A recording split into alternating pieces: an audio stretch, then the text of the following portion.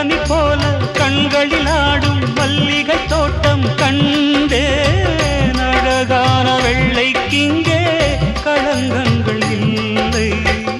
அதுதானே என்றும் இங்கே நாம் தேடும் எல்லை.